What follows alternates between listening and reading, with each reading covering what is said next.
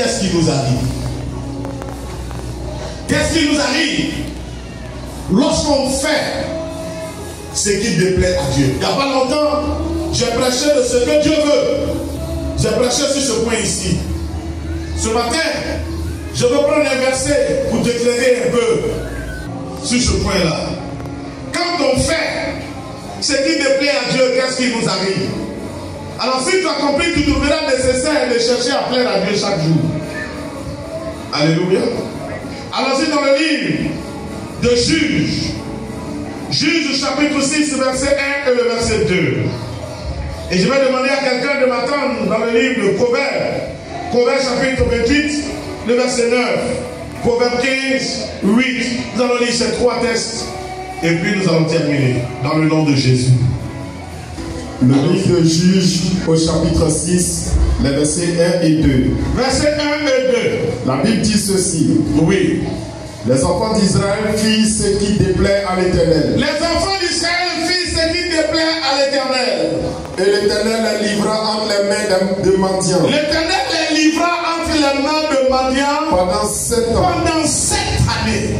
La main de mendiants fut puissante contre Israël. La main de mendiants fut puissante contre Israël. Pour échapper à mendiants. Pour échapper à mendiants.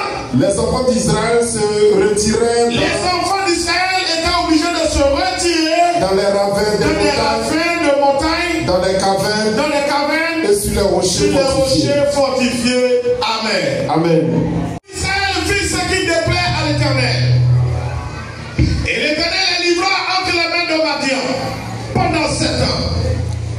La main de Madian fut puissante contre Israël. Pour échapper à Madian, les enfants d'Israël se retirèrent dans des ravins, des montagnes, dans des cavernes et sur des rochers fortifiés. Ah, bien aimé, quand on fait ce que Dieu n'aime pas, quand on fait ce que Dieu n'aime pas,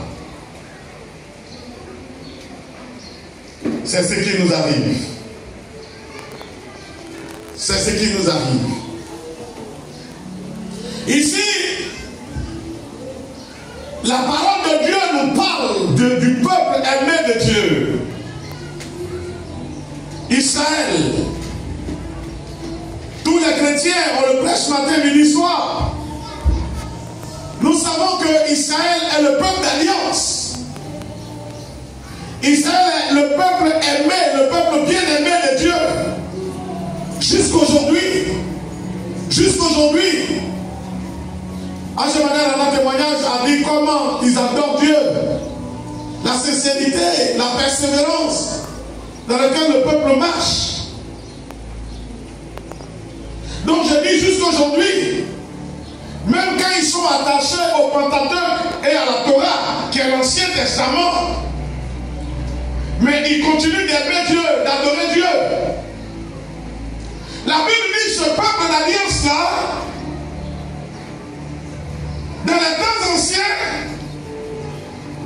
au temps de Gédéon, le peuple s'était retourné contre Dieu. Le peuple avait commencé à marcher contre les lois de Dieu. Le peuple avait commencé à se retirer des principes de Dieu. Chacun s'est livré à ses propres penchants, à ce qu'il voulait. Et Dieu n'était plus leur priorité. Dieu n'était plus leur grand besoin. Chacun faisait ce qu'il voulait. Mais ce que chacun voulait était ce qui déplaisait aussi à Dieu. Dieu n'aimait pas ce qu'il faisait. Qu'est-ce que Dieu a fait? Dieu les a livrés à Madian. Dieu ne les a pas ramassés comme ça pour aller les donner à Madian. Non. Dieu a quitté derrière eux. Alléluia. Parce que vous savez que la grandeur attire les regards. La grandeur attire les regards. Dieu était avec eux. Israël gagnait dans ce combat. Et chaque fois qu'Israël gagnait, un autre peuple était indigné et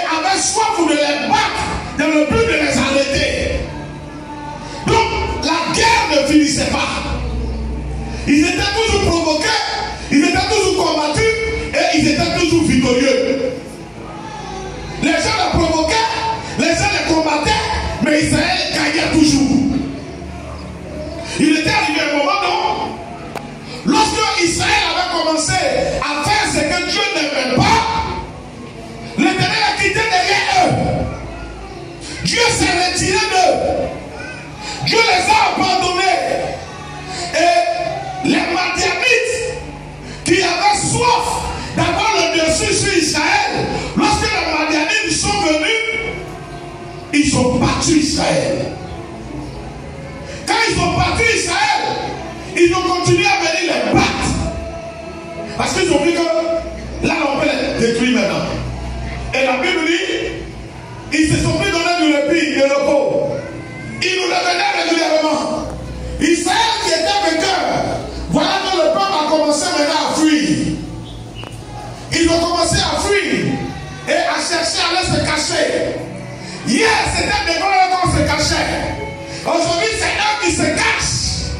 Donc la victoire a changé de camp. Israël sans Dieu n'est rien. C'est un petit pays, un petit peuple.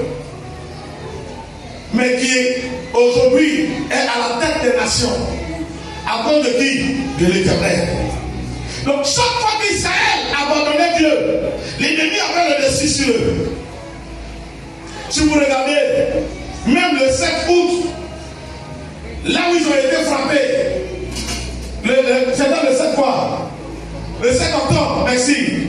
Le 7 octobre, là où ils ont été frappés, la grande partie du peuple était dans un désert quelque part, en train de se réjouir, de festoyer. Ils étaient en train de fêter là-bas, de danser, de boire, sans Dieu.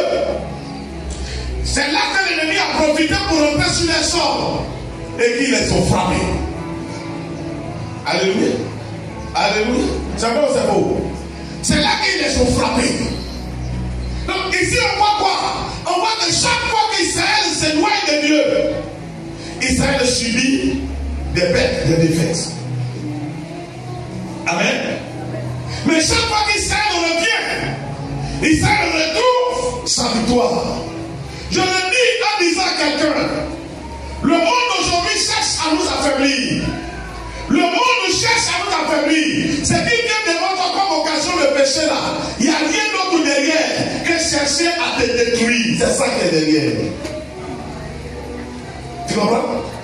Toutes les occasions de péché qui sont devant de nous, les raisonnements qu'on y met pour pouvoir les pratiquer, bien aimé, je veux que tu comprennes que c'est pour te déconnecter de Dieu. Dans quel but? Dans le but de t'avoir, comme ils ont eu ton père, comme ils ont eu ta mère, comme ils ont eu les membres de ta famille, dans le but de te détruire. Or, toi, ta mission, c'est de prolonger la gloire de cette famille. Et je suis venu te dire une chose. Ne pêche pas, non pas à cause de moi, mais ne pêche pas à cause de toi-même et de ta famille. Alléluia. Parce que tu sembles compter sur Dieu. Mais si tu ne pratiques pas les choses que Dieu aime, Dieu ne sera jamais avec toi. Dieu est en alliance avec Israël. Mais Dieu n'a pas été derrière Israël en ce moment. Pourquoi? Parce que la Bible dit, le peuple faisait ce qui te plaît à Dieu. Alléluia. Alléluia. Souviens-toi que ta force c'est Dieu. Souviens-toi que ta force c'est Dieu. Et fais de Dieu ta priorité. Si tu dois faire quelque chose, que la grâce t'est manifestée de savoir que ce n'est pas bien devant Dieu, arrête. Si tu tombes dedans, Dieu ne va pas être derrière toi. Alléluia. Dieu va le laisser t'empoisonner. Parce que la Bible dit ton corps est le temple du Saint-Esprit. Tu dois garder ce corps propre. Tu dois garder ce corps saint. Si quelqu'un veut t'empoisonner, il ne faut pas compter sur Dieu pour intervenir. Parce qu'il n'est pas dedans. Ça ne lui plaît pas. C'est clair. Alléluia. On ne peut pas nous soutenir. Comprends-le. Alléluia. Si ta marche n'est pas convenable au Seigneur, Dieu ne va pas te soutenir. Il y a des difficultés dans lesquelles on se trouve. On dit, mais hey Dieu, est-ce que tu peux rien faire? Ta marche ne convient pas à Dieu. Dieu ne peut rien faire. veillons sur nous-mêmes. Nous avons un rôle à jouer dans notre relation avec Dieu. Dieu nous parle, c'est à nous d'obéir. Or, la parole de Dieu dégage la victoire. L'observation de la parole de Dieu nous donne la victoire. Donc si tu es là ce matin, quand tu es dans le péché, ne pense pas à quelqu'un d'autre, pense à ta vie. Ne pense pas à quelqu'un d'autre, pense à toi-même, ta propre vie, ton devenir. Il faut savoir que Dieu, l'éternel Dieu ne va jamais être avec toi. Et si tu vas réussir, ça ne sera pas avec Dieu. Si tu vas réussir, parce que tu vas me dire, c'est vrai, parce que j'ai fait ça, mais voilà ce que je suis devenu. Tu l'es devenu, mais je te dis ce matin, tu es devenu cela sans l'éternel. Israël, qui a toujours été conduit par Dieu, qui est le peuple constitué par Dieu, orienté et guidé par Dieu. La Bible dit quand ils ont fait ce qui déplaisait à l'éternel, Dieu les a abandonnés. C'est pas toi qui vas vivre dans le péché et tu vas venir me dire Dieu est avec toi malgré ton péché. Dieu n'est plus avec toi. Mais pour ne pas quand tu as l'occasion de te repentir, le diable va te faire croire que Dieu est avec toi. Il va te donner l'avancée. C'est comme aujourd'hui. Quand les gens se donnent à certaines pratiques, ils ont certains biens. Or, qu'est-ce que l'homme veut? C'est le matériel. Oui ou non? C'est le matériel. Donc il dit, vous dites que moi on n'est pas bien, mais regarde ma voiture, regarde ma maison, mais c'est passager. Alléluia. Le diable les encourage pour ne pas qu'ils arrêtent. Satan peut t'encourager pour ne pas que tu arrêtes et que tu puisses aller en enfer. Le diable peut t'encourager. Il faut que je te dise cela. Comprends que si tu fais quelque chose qui n'est pas bien, Dieu n'est pas d'accord avec toi. Regarde ce qu'il dit. Alors c'est dans le livre d'Ézéchiel. Le Proverbe plutôt. Proverbe chapitre 28.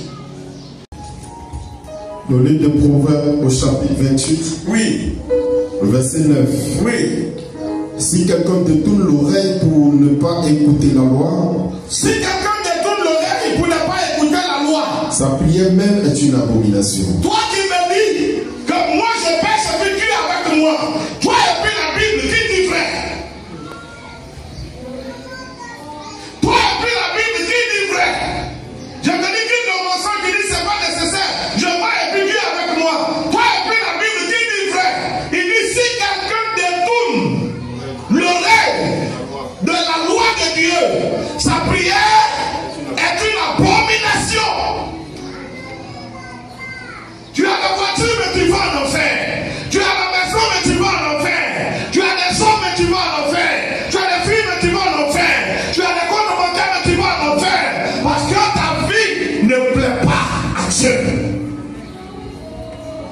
Et surtout dans ces temps-ci, ceux qui pratiquent le mal vont être beaucoup heureux. Parce que le diable veut persécuter ceux qui marchent avec Christ. C'est pourquoi je te demande d'aimer ta famille. Si chacun de nous ici aime ses parents et refuse que la pratique diabolique rentre dans sa famille, il y aura des familles qui seront sauvées. Alléluia. Parce que ton petit frère va venir te dire, moi je donne mes fesses. Regarde ce que toi tu ne donnes pas de fesses. Regarde ce que tu es devenu. Il faut comprendre que c'est passager. C'est pour qu'il aille bien en enfer que le diable permet ça. Ton bien le plus précieux, c'est ton âme. C'est ta vie. Pour que le diable vole ta vie, il te saoule avec les biens de ce monde. Pour que le diable puisse voler ta vie, il te saoule avec les biens de ce monde. Si tu fais ça, tu vas avoir ça. Si tu pratiques ça, tu vas avoir ça. Mais je suis là pour te dire, bien aimé, si tu pratiques ce que Dieu n'aime pas, l'Éternel va t'abandonner. Moi je te le dis. Les gens c'est l'argent, tu as besoin d'argent. Tu as réglé ça. Mais on veut bon argent, l'argent propre. Alléluia. Si tu pratiques ce que Dieu n'aime pas, Dieu va t'abandonner. Dieu n'a pas eu du mal à abandonner Israël, le peuple d'alliance, parce qu'il faisait ce qui déplaisait à Dieu. C'est pas toi. Ce n'est pas toi. Et pour voler ton âme, Le diable ne va pas t'amener à faire des choses qui sont bien. Quand tu veux voler quelqu'un, puis tu lui donnes de l'eau propre. Est-ce que ça va le sauver? Ça va pas le sauver? Quand on veut voler quelqu'un, on met quelque chose dedans. On met quelque chose dedans. Et tout est piégé. Tout est piégé. Aujourd'hui, même les médicaments qu'on boit, les médicaments ont pour but d'affaiblir les gens. Les médicaments ont dit, je bois ça pour me traiter. Quand tu bois, ça déclenche autre maladie. Ça t'affaiblit. Vous regardez aujourd'hui, les hommes n'ont plus de force comme avant, on avait la force. Regardez le travail de nos parents avant. Il est seul, regarde le travail qu'il fait. Mais aujourd'hui, on a plus cette force-là. Tout est fait pour détruire l'homme. Comprenons et changeons. Arrêtons de vouloir tellement nous satisfaire qu'on va pratiquer des œuvres qui ne sont pas bien. Arrêtons cela. Alléluia. Alléluia. Amen. Nous sommes dans une compétition. Le diable veut amener tout le monde en enfer. Et bien, il y a même un challenge qui est de réduire la population de l'humanité. Et ça, c'est par voie médicale. C'est par voie médicale. Il y a beaucoup de choses que Dieu a commencé à me donner de connaître dans ces temps-ci. Je te dis, fais attention. Fais attention. Celui qui ne pratique pas la loi de Dieu, la Bible dit sa prière est une abomination. Si tu es dans le péché, que tu pries, tu as le résultat. Il faut te poser des questions. Est-ce que je ne suis pas perdu? Regarde, lis le dernier texte. 15, 8. 15, le verset 8 dit ceci. Le sacrifice des méchants est en horreur à l'Éternel. Le sacrifice des méchants, même l'offrande des méchants, est en horreur à l'Éternel. Mais la prière des hommes droits, lui est agréable. Lui est agréable. Amen. Quelles sont tes voies? Quelles sont tes voies? Je te prêche le péché. Je te prêche contre le péché. Parce qu'il faut que tu changes. Ton âme est plus importante que ton argent. Amen. Ton âme est plus importante que les voyages. Amen. Ton âme est plus importante que le mariage. Amen. Ton âme est plus importante que tout ce dont tu as besoin ici-bas. Parce que ton âme, c'est ta vie. Amen. Et le diable voulant te voler va te proposer beaucoup de choses. Mais reconnais qu'Apocalypse dit, aucun n'est pur n'héritera le royaume des cieux. Arrêtons d'écouter les gens, arrêtons de nous laisser distraire, arrêtons de nous trouver des excuses. Dieu est juste et Dieu regarde sa parole. Au nom de Jésus. Alléluia.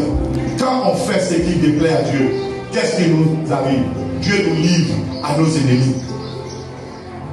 Voilà pourquoi souvent dans tes songes, au lieu que ce soit tes ennemis qui courent devant toi, c'est toi qui cours devant eux. Tu te réveilles, tu suffoques. Ils ont failli m'avoir. Or, ce qui est normal, c'est que quand il s'est trompé pour apparaître dans ton songe, il prie Dieu pour se réveiller vite. La force. Quand il se réveille, il dit, ah Dieu, tu es mort. Enfin, je me suis réveillé. Je me suis réveillé. Enfin.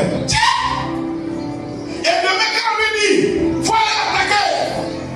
Il regarde le patron et puis il dit, il dit, patron, j'ai tout su que tu ne m'as jamais aimé.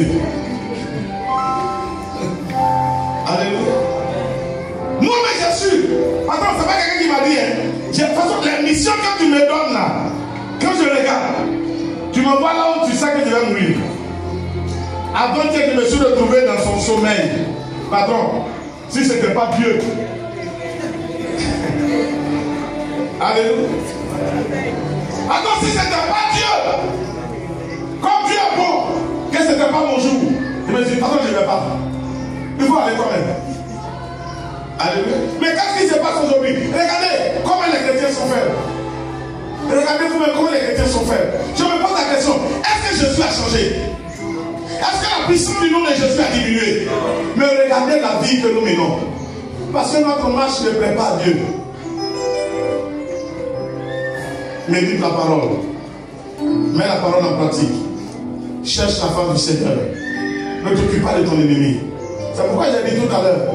Ils vont vous dire que tes parents sont sorciers. N'aie pas peur. Les sorcelleries ne peuvent rien contre toi.